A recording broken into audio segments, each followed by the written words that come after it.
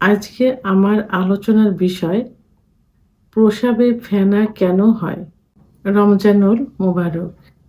দেশের এবং প্রবাসের ভাই বোনদের প্রতি সালাম। আসসালামু আলাইকুম। আমি প্রভাষক ডাক্তার রিক্তা পারভীন, হোমিওপ্যাথি এবং আয়ুর্বেদিক চিকিৎসক। অনেক পুরুষ অভিযোগ করে থাকেন অথবা জানতে চান যে তারা যখন প্রস্রাব করে, প্রস্রাবে অনেক ফেনা হয়। এটা কেন হয়? এ বিষয় নিয়ে এখন আলোচনা করব। আসলে প্রস্রাবের যে কালারটা হয়, এই কালারটা কিন্তু অনেকটা নির্ভর করে খাবারের উপর। অর্থাৎ একেকটা খাবারের একেকটা কালার থাকে, যে কারণে প্রস্রাবের কালার চেঞ্জ হয়। আবার আ প্রস্রাব আবার কিছুটা মেডিসিনের কারণেও হতে পারে। একেকটা মেডিসিন একেক কালারের হয়ে থাকে, যে কারণে মেডিসিনের কালারের উপরেও কিন্তু প্রস্রাবের কালার অনেকটা ডিপেন্ড করে। আর প্রস্রাবে যে ফেনা হয়, এটা বিভিন্ন কারণে হতে পারে। প্রথমত যে কারণটা সেটা হলো যে পানি যদি কম খাওয়া যায়, তাহলে প্রস্রাবে কিন্তু ফেনা হয়।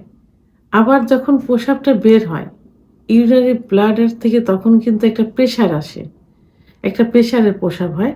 সেই প্রস্রাবটা যখন কোনো জায়গা পড়ে, তখন সেই জায়গার যে একটা আঘাত লাগে, সেই আঘাত যদি পানিতে পড়ে, তাহলে যে ফোর্সে পড়ে, ওই ফোর্সে পানির যে একটা আ আঘাত লাগে, সেই আঘাতে আবার যদি হাই কোমট এমনি কোমটে প্রস্রাব করে, তাহলে কোমটের যে ওয়ালে যে ধাক্কা লাগে, এই ধাক্কা লাগা থেকে কিন্তু প্রস্রাব আ ফেনা হইতে পারে।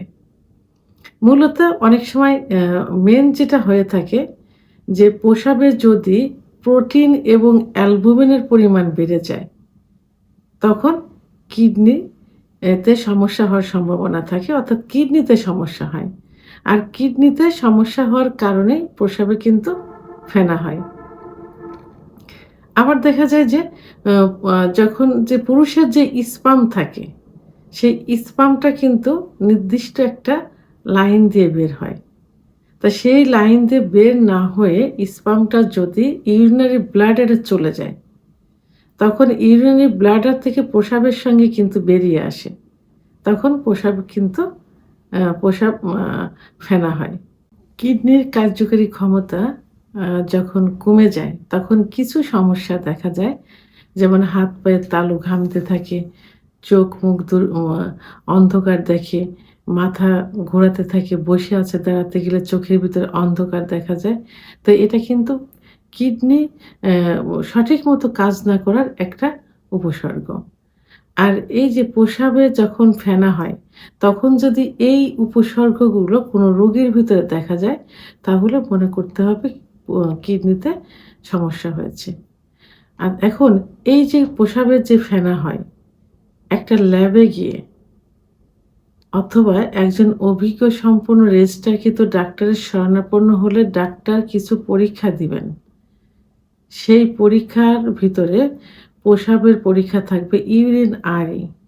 এখানে অ্যালবুমিন, প্রোটিন রিপোর্টের উপর নির্ভর করে যদি বেড়ে যায়, তাহলে মনে করতে হবে কিডনিতে সমস্যা হয়েছে এবং ডাক্তার এই রিপোর্টের উপর নির্ভর করে যে রোগটা আইডেন্টিফাই করবেন, তার উপর ভিত্তি করে সঠিক চিকিৎসা দিলে অবশ্যই এটা ঠিক হয়ে যাবে। এজন্য ফেনা হলেই যে ভয়ের কারণ, সেটার কোনো প্রয়োজন নেই। তবে হ্যাঁ, প্রস্রাবে ফেনা হলে বড় ধরনের একটা সমস্যা বডিতে আসছে, এটা মনে করতে হবে। মনে করে বাসায় বসে না থেকে একজন অভিজ্ঞ সম্পন্ন রেজিস্টারকৃত ডাক্তারের শরণাপন্ন হয়ে পরীক্ষার মাধ্যমে সঠিক রোগ নির্ণয় করে চিকিৎসা নিলে এটা ঠিক হয়ে যাবে।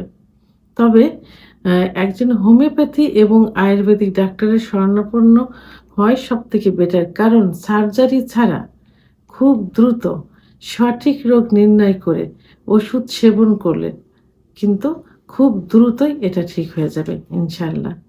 ভিডিওটি সম্পর্কে যদি কোনো মতামত থেকে থাকে অবশ্যই কমেন্টসের মাধ্যমে জানাবেন। আর ভিডিওটি ভালো লাগলে লাইক, কমেন্ট, সাবস্ক্রাইব করে আমার সঙ্গে থাকুন। আল্লাহ হাফেজ।